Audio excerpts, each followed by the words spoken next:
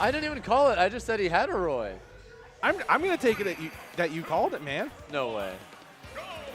No, you called that. So here it is, the DDee Roy. Well, if you guys didn't know it existed before, you do now. I certainly just learned. But it's always interesting when you get a back-to-back character matchup on stream. This was pretty common at 404 a lot in the past, where we would have Cola play on stream and then Mugen come immediately up afterwards. Yeah. So it's almost jarring to see how there are such nuanced differences between Cola and DDee's Roy. Because you can play this character a lot more defensively, and DDee's always been like a very defensive player, first and foremost. JankTrees starting out pretty decently, though. Oh. That should be a kill. Yep. You don't drop those, because that's such a huge, important thing to get in general, is just make sure that you get those conversions to up air. They're pivotal for this character. Yeah, absolutely. I think that is one of the key things that Yoshi players don't necessarily, or they may overvalue, is they have one or two ways they like to get that up air conversion, but JankTrees has really opened up their arsenal, whether it's through tilts or soft hit aerials. They're finding ways to get creative confirms off of the up air. Yeah, another thing that has become a lot more common for this character at higher levels is you're seeing a lot more back air in neutral. That's one thing that I feel like Yoshidora kind of showed the light on why that move is actually so insanely good. But for some reason, we just weren't seeing it that much before. Multi-hit back air that is that strong is just absolutely crazy. It's kind of like a less good and neutral Game & Watch back air at the cost of being way stronger. Yeah, I was going to say, there's one marked difference. One of them kills you turbo early. Oh, yeah. 169 on the side of JankTrees. Yoshi is a heavy boy, but I wouldn't expect Yoshi to be up at 170 versus Roy. No, at this point, like, if he gets like a good read, well, that wasn't quite it. Yeah, it was pretty darn close, though. I don't think that DDee can afford to take one more of those, but that up throw, excuse me, will finally close it out. No, JankTrees has been pretty reliably landing with some kind of aerial. Just DDee was ready, positioned himself properly, got the shield grab.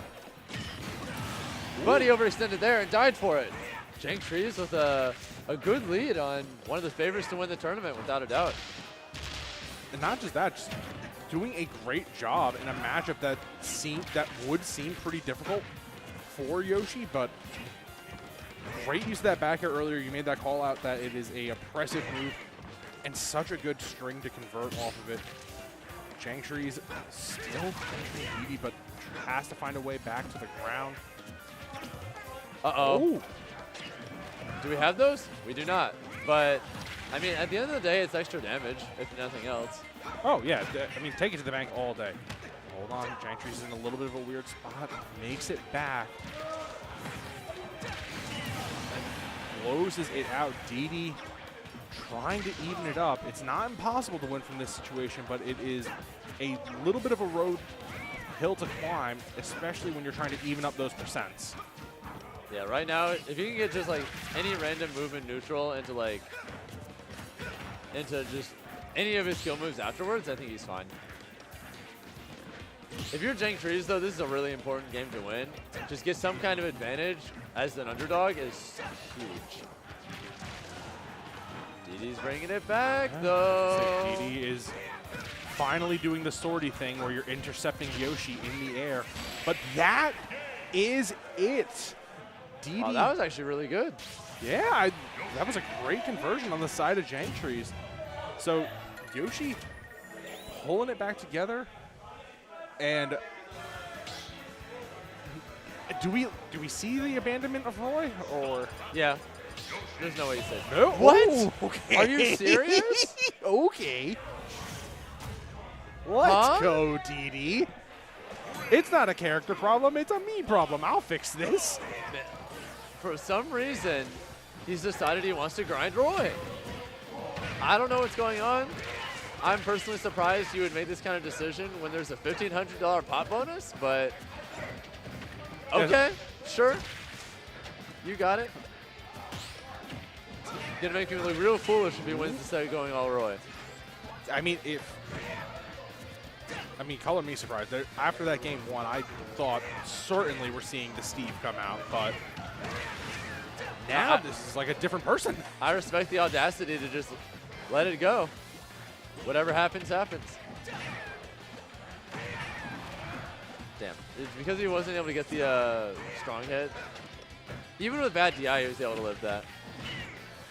You know, it almost feels like a Jekyll and Hyde situation because we're looking at how much more aggressive DDee has been over the course of this game, pinning JankTrees to the corner and just constantly throwing out fares in a way that JankTrees can't react. Up B closes out the stock at only 40 onto DDee. Yeah, that's a solid start. What kind of damage can we get here? Not much because JankTrees overextended a little bit on his pressure on shield, but Yoshi in general doesn't have the best ways of like pressuring shield and scrambles. He has like good shield pressure when he's able to initiate from mid-range and then move in, but he's not really that great at it if he like starts close. Yeah, I can see what you're saying there. I mean, right now, I think JankTrees is almost, there's one move I would like to see more, but I know it probably isn't realistic, but at that mid-range when DDee is doing nothing and just kind of empty hopping to feign that movement, pop an egg, see what happens maybe? I mean, why not at this point? Ooh. He's able to get the trade on down air. Yeah, that multi-hit, technically like all the multi-hits like push you down slightly, but you just don't really notice it most of the time because they're all connecting into each other. They just do it like that because they want to make it to where it connects like kind of reliably when you're falling on someone.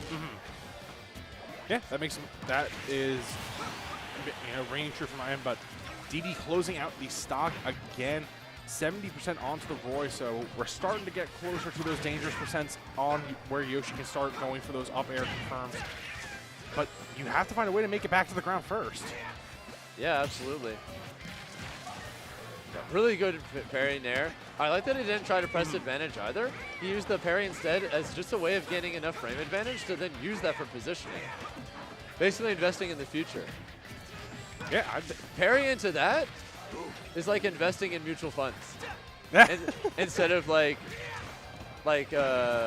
all or nothing in on like Dogecoin or something. I don't know. there is an analogy there, but no, I had to kind of scramble, but it only kind of works. No, I get it. You don't want to essentially gamble on a risky option, especially when you're on the last life of your stock.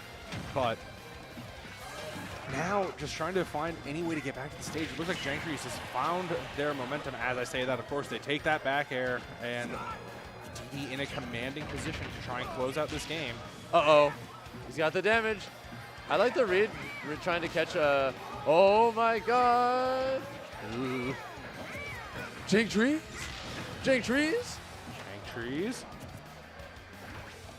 Oh, no.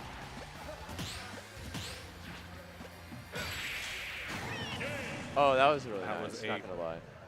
That was a good coverage option coming out on the side of Cola. I do think this is being played out extremely well on the side of JankTrees. It's difficult because of him trying to slow down the tempo of the game, but now DDee has finally just put their foot on the gas pedal and are essentially trying to. I don't want to say it this way because it's just you're out APMing the Yoshi at this point. It's like, what are you going to do? I'm just going to keep hitting your shield.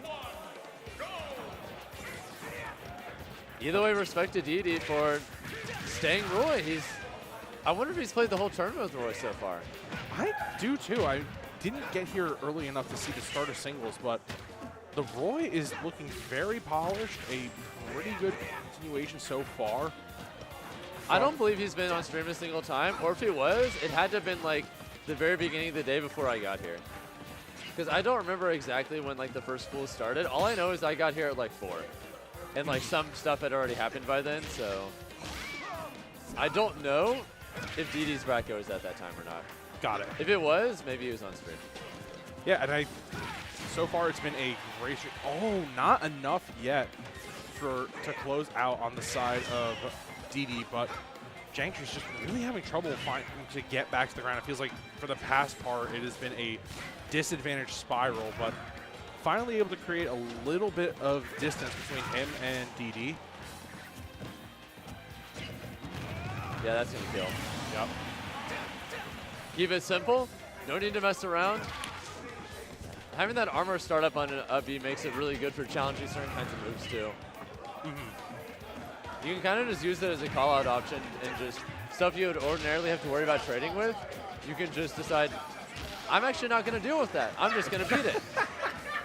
Yeah, I mean, it's awesome when you are able to leverage those types of tools. And right now, JankTrees is doing a great job so far, closing out that stock on to DDee.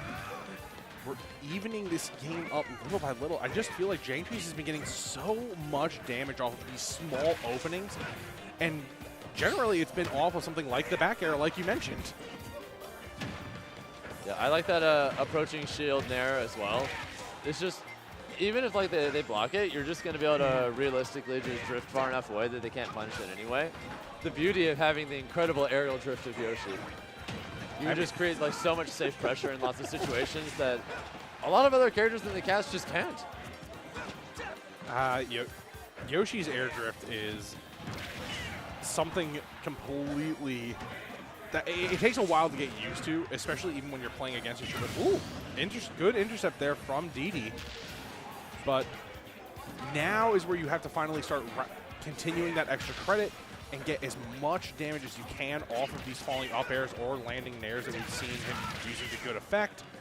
But I wonder if there are any different tools that you would recommend, like possibly you played Cola a ton in the past. Like, is there anything that you see DDee doing or not doing that he should correct?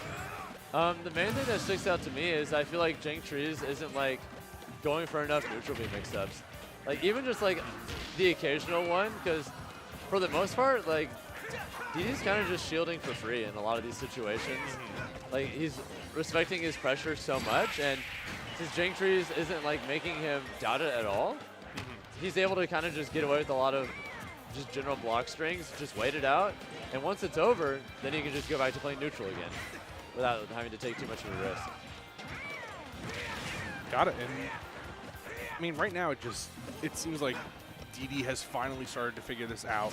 The aerial pressure is very good, meeting JankTrees in the air there to close this up. This has been an extremely tight set so far. But one more with DDee on game point right now. Yeah, the winner of this will be playing Spickles as well. If DDee decides to go Roy there, he's genuinely insane, and we're going to have to like check in on him. There's no way he's going to do that, but if for some reason he decides to stick it out with Roy, I'm going to be very concerned. I mean, surely, right? Like there's going to be a switch up in that scenario, but we will have to see what is the ultimate choice there. DDee now still just trying to create that safe pressure onto JankTrees. Yeah, right there. I want to see more of that. Those simple little command grabs. And like there, he just got another grab because DDee was just sitting there shielding. Make him feel like he can't do it. And once he feels like he can't do it anymore, or at least like questions it a little bit, that's when you're able to like make all these little scrambles with all this safe aerial pressure and drifting. You're just going to get so many incidental neutral wins off of it.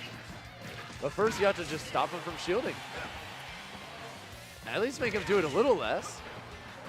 That's how it all comes together. But look at this pressure on the side of DDee. It has just been absolutely oppressive so far. Oh, he didn't quite get the punish. Yeah, I think like JankTrees like wasn't really sure what was going on at first. He kind of just doubted it and like just kind of looked it up so much, just like, huh, that's the thing, and then made a decision. Ooh, and just missing the dancing blade on the side of DDee, but this corner pressure has been pretty good so far. Oh. Able to intercept him and end the stock. DDee at 91, but this is a good percent for JankTrees. This is pretty easy to convert off of. I don't think he meant to do that dash attack there. I think he was trying to do slide out forward air, but he like slightly messed it up. Either way, he's able to get the kill off of the really goofy stage spike with down air. If you can even call it a spike, it's more like a reflection. A staged reflection. That's a new term. Yeah, I mean, in that exact scenario, I think there's nothing else you could call it, but so far, DDee has just been having a little bit of trouble this stock trying to get in and find their opening. Yep, he creates some pressure, and this might be the start of the sequence that gets DDee rolling again. Either way, as someone who's seen JankTrees play for a long time, he was kind of just okay for a really long time. And people would make jokes. People would call him stank trees and all sorts of other stuff. Lots of memes. He wasn't taken seriously.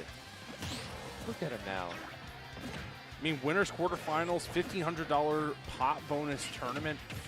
I always like to see a Yoshi succeed. I think JankTrees has been doing extremely well. Even at the most recent Cards Basement, they did extremely well. So to see their growth over this past year has been very exciting, and just not enough yet.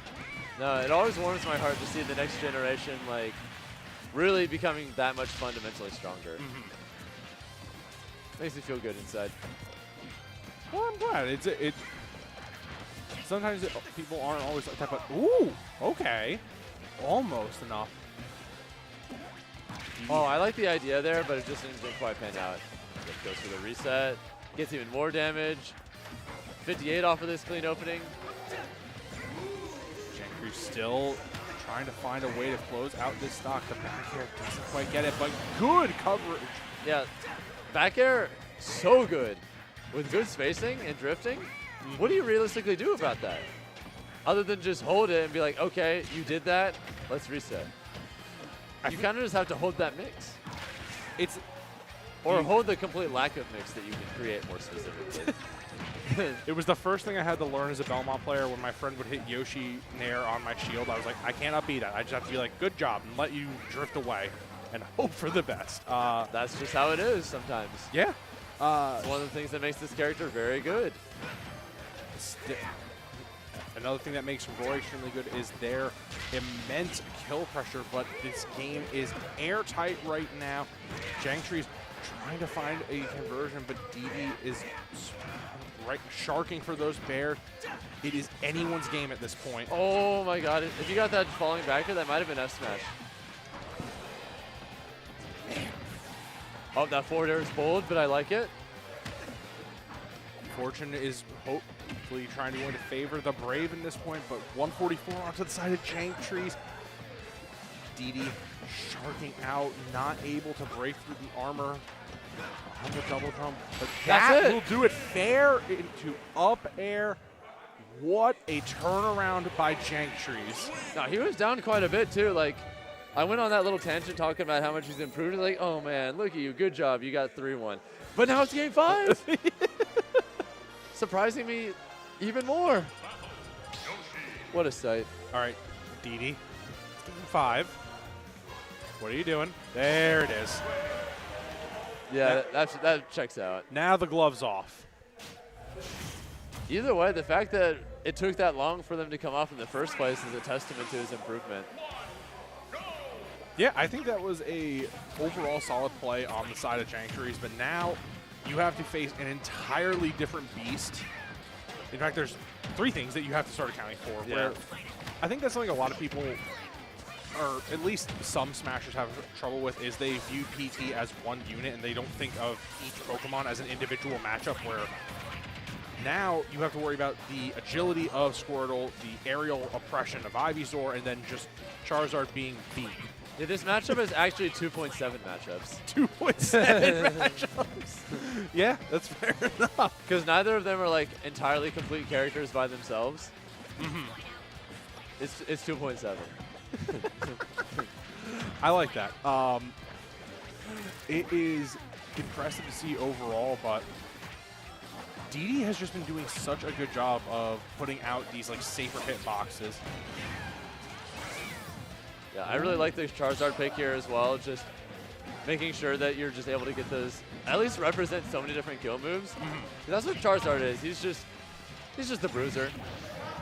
Not really here to do much else, but the Nair is kind of nice on Charizard, though. I love that Nair. yeah. right idea, but that will certainly close it out. And one thing I've liked about DDee is I feel like a lot of PT players, when they're starting this character, will, as their percent goes up, that's when you start cycling between the mons. DDee has such good situational awareness to know, okay, I can get away with Ivy even if my percentage is high. Man, this is even again. JankTrees running away and evening up this stock. If he wins, he's Fundy's trees now. He's Fundy's trees. We'll have to get a hold of him and ask if they're willing to change the tag name.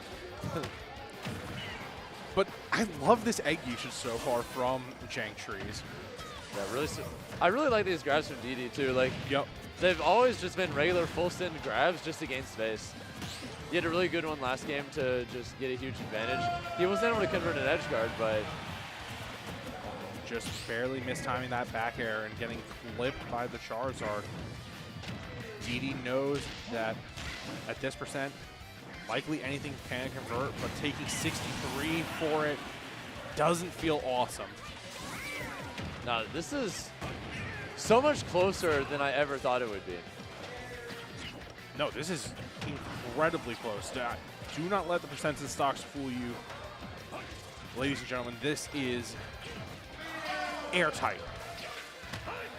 Either way, I also don't know if we're going to be doing any losers qualifier sets for top 8, but at the very least, like, this will be our last winners qualifier. So DDee looking definitely primed to make it, but JankTrees could still pull spoiler. That is his role here. I mean, at that point, that's where JankTrees can afford to take some of these, I wouldn't even call them unnecessary risks, but make some more risky plays where you're there to play upset. DDee has everything to lose. 100%. He has to just get something at this point. Oh. Okay. The next, like, grab he gets, especially if it's under the platform, that will be it. The back air doesn't send it up quite just yet. JankTrees just pressing the Zard, and that closes out the stock. One stock apiece with 134 on JankTrees. If we're able to hold on a minute. That's it. That'll do it. Close as ever. And JankTrees falls to DDee. You can still be Fundy Trees. Don't worry, JankTrees, you've earned it. No, he's indisputably earned it at this point. 3-2 in favor of DDee. Also, for anyone talking or wondering why, thinking that Polygon Trainer might be a pocket, it's not. That was actually the very first character he became notable for when he entered the scene. Yeah, I was going to say PT is the original DDee character. 100%. Yeah,